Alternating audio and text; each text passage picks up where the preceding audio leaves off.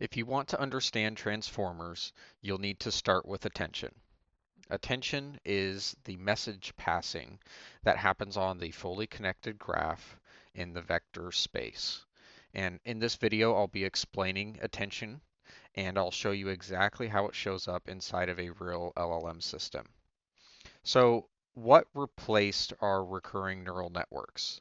Before transformers, we had sequence models that relied on our recurrence. They would process each token one by one, and it had limited parallelism, and it made long-range reasoning brittle. As it continued to pass through the neural networks, it would get harder and harder to maintain that problem throughout each of the networks. And what transformers did is completely removed any sort of recurrence on a fundamental level. Instead, what we had is every single token can communicate with each other at once. And what that also does is it allows for a higher level of parallelism where all of these tokens can be run essentially at once, so long as you have enough scaling for that.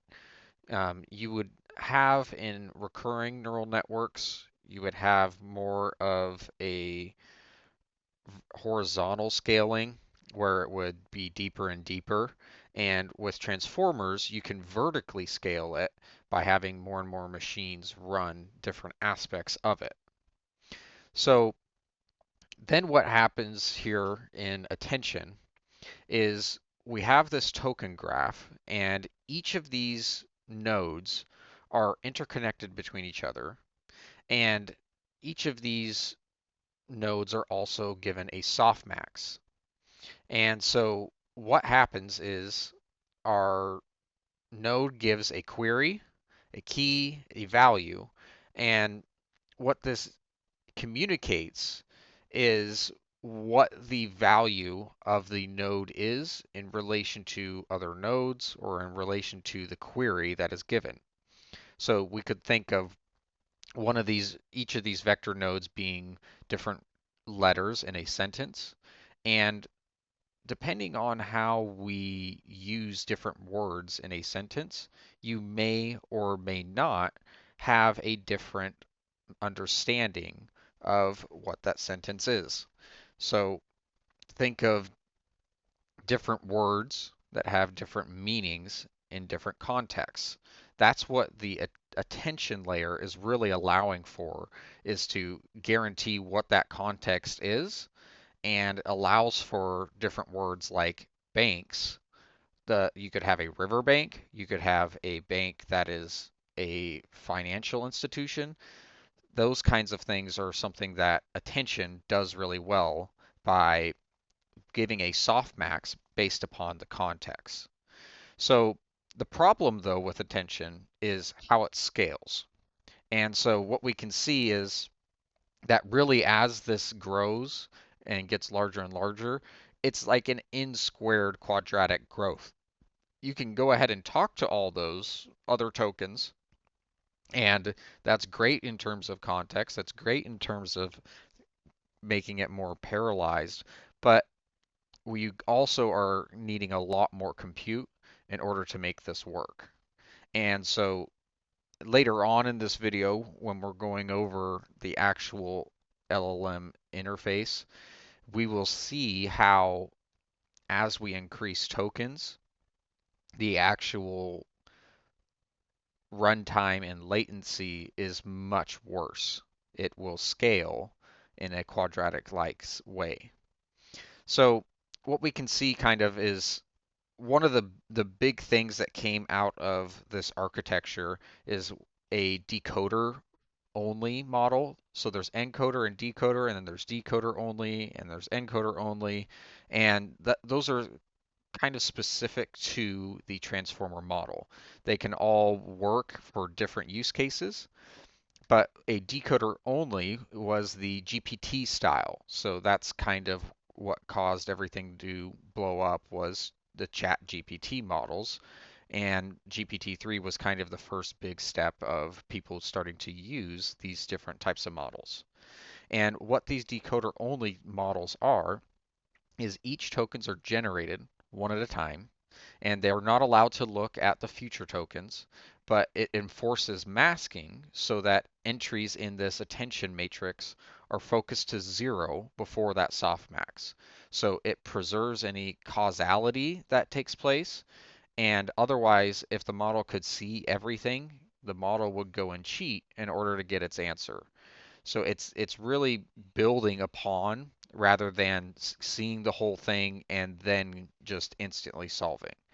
So it builds on like Lego bricks to get the full context, to get that correct softmax, and that's the core of how these decoder onlys work. So here's what our model is looking like currently. We've got this endpoint that we can chat with, and we can see here that it gives a model type so that we can see what kind of type of model we're working with. We can see the type of attention masking that is being given. We can see that we've got a context window. We can also see attention heads, and we can see the hidden size. So this is all explicitly giving the information about how the model is working, and it's exposing all of those implementation details so that we can see how we are constrained by the architecture that we are currently working with. So if I were to go and try to run this with something that would just be like telling it to say hello, and I were to increase this token count up quite a bit, and I were to run this, it's going to take quite some time in order to run in a normal use case. But the max tokens here of 124 on our server side, we can actually see that that is a bad request. It is too much context in order to give this model. If we were to go down to something like what it was originally and try to run it, we'll see that it's actually going to start loading and it's going to start to try to run this request. We can see here that it does in fact output.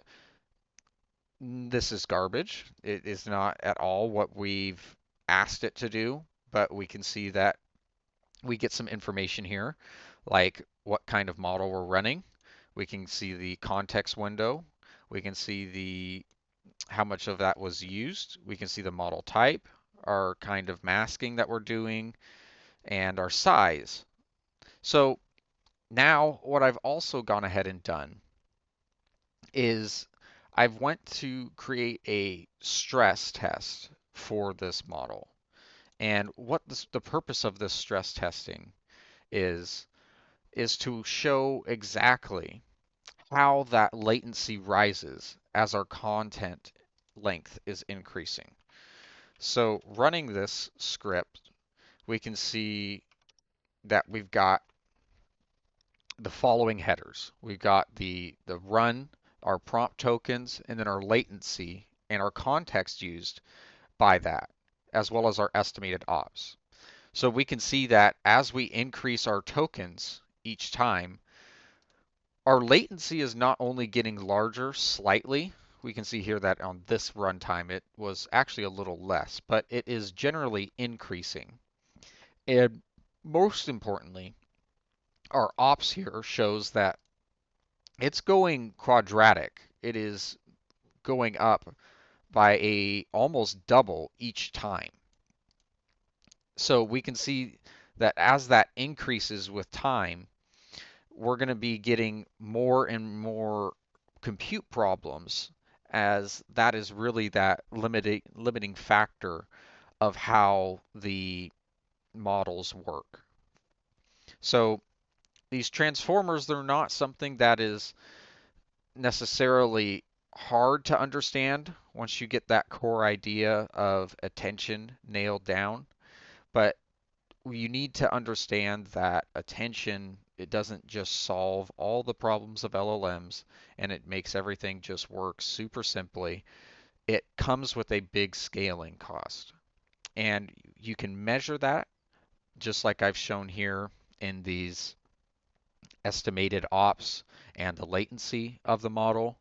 And in future, I'll be going over how to go ahead and use that evaluated cost in order to make the model more efficient, as well as making it actually work and produce good output. Thanks for watching, and I hope you learned something.